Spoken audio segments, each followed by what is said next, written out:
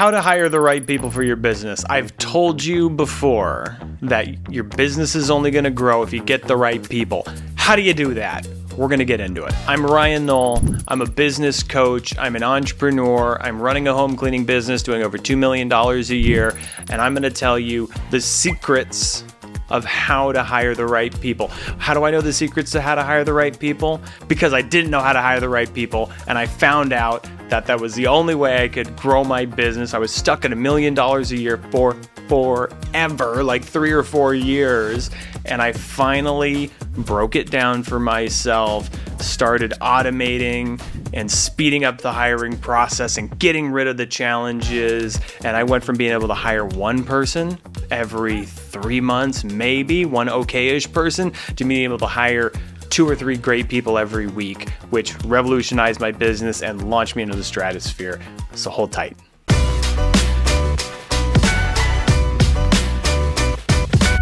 Looking for ways to grow your business? Subscribe to this channel. We're going to be growing together. You're going to be following my journey, and I'm going to be following your journey. So subscribe to the channel and post in the comments what you're struggling with, questions that you have. I answer all the comments.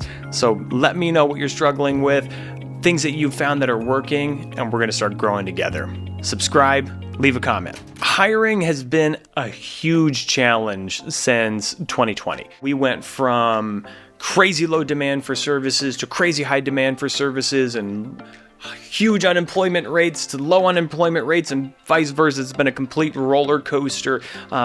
And the good people will find good places to work. So hiring them becomes really, really difficult. I'll post a job ad, I'll get 200 people applying, and only one of them is good. So how do you play that filter game? How do you distill that down and find that diamond in the rough? Because it's literally finding a needle in a haystack every single time. Let's break it down. The first tip is to make sure you're running job ads and posting your job ads in the right place. So many people are like, hey, I'm on Indeed, I'm on ZipRecruiter, I'm on Care.com, and I'm posting these job ads everywhere, and it's just not working. I don't know why it's working. ZipRecruiter, not my favorite. A lot of people like going there. They advertise on a lot of podcasts, love them for that, but they're basically posting your job ad in a bunch of different places that don't get any traction. For me, the only place that I get traction is Indeed. What do other people say about Indeed? Indeed sucks. I've been posting on Indeed. I've had this job up there for 2 years, and I'm not getting anything. I get 2 leads a year, and they're terrible leads. That's why you've had your ad up for too long. The trick with Indeed is it prioritizes time. And what that means, we'll let that sink in for a minute. What that means is you can't just post that job ad up there and pay them $500 a month and hope that you're going to get good results. You won't, because Indeed wants recently posted relevant job ads. I don't post my job ads for any longer than 4 or 5 days at this point. I do a little bit of boosting. It's been $30-$40 a day on those job ads, and then I cut them off and then repost it next week if you still need more people. That's the trick to working with Indeed. Now, is Indeed not working for you? The next thing is to just do a Google search. Put yourself in the position of the person applying for the job. See what pops up. 90% of the time it's going to be Indeed. But if it's monster.com, then start posting on monster.com. So if you're looking for people that do something very specific, like attic restoration, for example, people aren't looking for attic restoration companies to work for. They're usually just looking for blue-collar jobs. So put yourself in the position of somebody who's looking for a blue-collar job, something in construction, see what pops up first, and then post there, if that's Facebook Marketplace or Craigslist or Indeed. Especially now, when the unemployment rate is so low, competition is fierce for good people.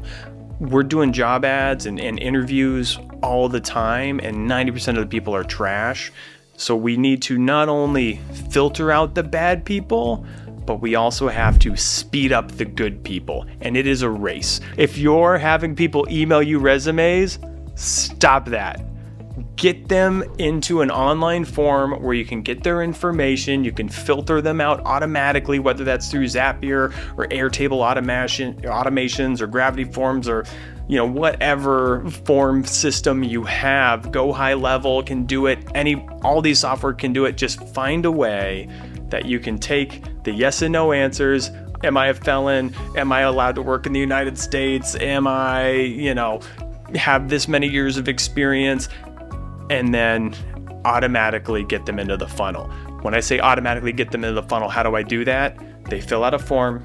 I have different point scores for everything on that form. So if you have 10 years of experience, it's 15 points. And if you have experience in this particular industry, it's an extra 5 points. And then if they get enough points, then they get sent an email with a Calendly link to set up an interview automatically with my hiring manager.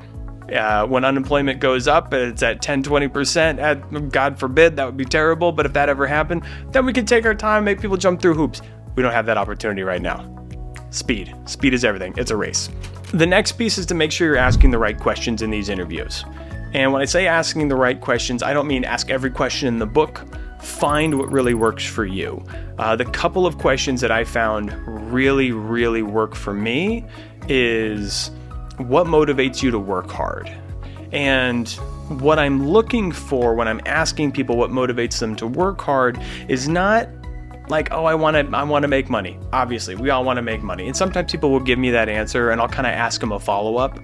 So like, okay, we all want to make money. What else motivates you to work hard? What I want them to say, because I'm hiring people for home cleaning, I'm hiring people for carpet cleaning, I'm hiring people for these really hard, kind of not the most glamorous jobs. So the only way you're going to show up to work every single day is if you're doing it for something that's not you. And what I'm looking for when I'm saying I don't want this to be about you is that I want them to say, I do this for my kids. I'm taking care of my mom, and it's really important that I make sure to pay the bills and get her medicine, because you're working for something external. The other thing that I'm looking for is questions that maybe aren't the most obvious. So a lot of companies, very hackneyed. Where do you see yourself in 5 years? And I think a lot of people want to say, oh, I'm going to still be working for this company because that's what I really want to do. And obviously that's a bullshit answer. Let's face it, it's bullshit. What I want people to say when I ask them where they see themselves in 5 years, I don't know. What?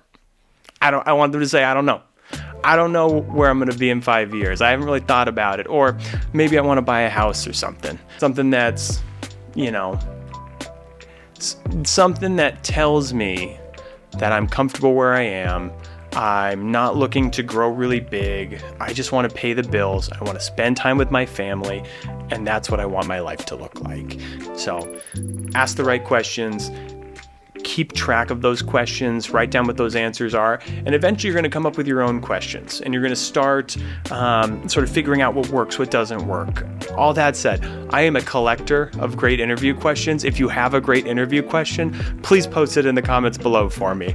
I'd love to talk more about that. After you ask the right questions, the most important thing to do is follow up. And when I say follow up, people will give you weird answers, or people will give you normal answers, and they will become weird if you ask enough questions. If you really want to get to the bottom of something, ask why 3 times.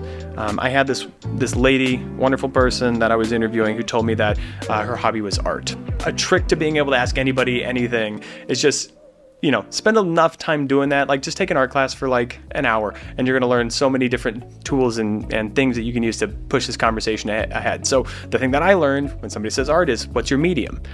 Medium's an art term that just means, hey, I oil paint, I do clay, whatever. What's your medium? I do art. What's your medium? I am a tattoo artist. Oh, cool. So you're doing an apprenticeship somewhere, or how do you do tattoo art? No, I just, I have a tattoo gun, and I just tattoo my friends and things, and I tattoo myself. I'm oh, so you have a lot of tattoos then? Well, no, I don't have a lot of tattoos. I just have a couple little ones. Oh, okay. I mean, if I had tattoos, I would have a big tattoo. It's oh, well, I have a big tattoo too. And this was an actual conversation I had with somebody. And then she went from being a normal person to this tattoo artist person who was just tattooing herself with this homemade tattoo gun that she had, and was probably covered with tattoos. Got a little weird. The weirdest part was that she was just hiding that information from me. Hired plenty of people with tattoos. That's not the problem. But the point is, just follow up, ask why. Don't let things sit out there. Get the information, because they're not going to give it to you right away. So follow up, actually get the information, learn about the person. And the top number one thing to do when you're hiring, follow your gut. And this is the hardest thing to learn, because there's no book you can read on how to follow your gut. You just have to have this instinct inside of you. And if you're somebody like me who always looks for the best in people and likes to inspire people and likes to give people the benefit of the doubt, you got to throw all that away and you got to be really judgmental. And you're going to have a voice in the back of your head saying, that was a weird thing that person said about the tattoo gun. Like, I don't know about that. That's you following your gut. Follow it, turn that dial that was at maybe a 2 all the way up to 11 and say, I'm not going to hire this person, because they are on their best behavior when they're talking to you in that interview, and it's not going to get any better from that. So if your weird meter's going off at like a 1.5 or a 2, turn that up to 11, find somebody else. It never gets better.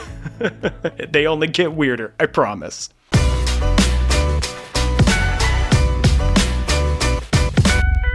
Question of the day. I want everybody to take a minute, get in the comments, and let me know how you found your favorite employee.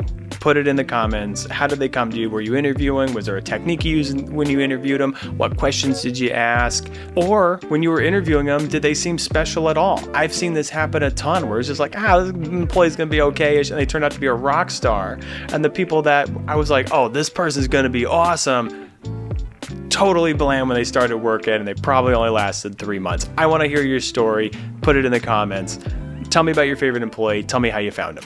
Hire the right people. The people that you have in your business is who's going to build up your business. It's who's going to let your business thrive. You need to have the right people. You got to invest time in paying them and finding them and hiring them. Follow your gut when you're hiring them and bringing them in, and never stop hiring. Never stop hiring. You're going to think that you're at capacity and you don't need to hire any other people. Keep those job ads running. Keep those interviews happening, because it'll be just a real crappy day. And one day, like, half your office quits because of some weird complaint that they have. And it's going to be really awesome to have a full bullpen.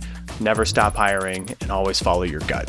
Thank you for watching, and see you in the next one. And if you haven't subscribed yet, do it and leave me a comment.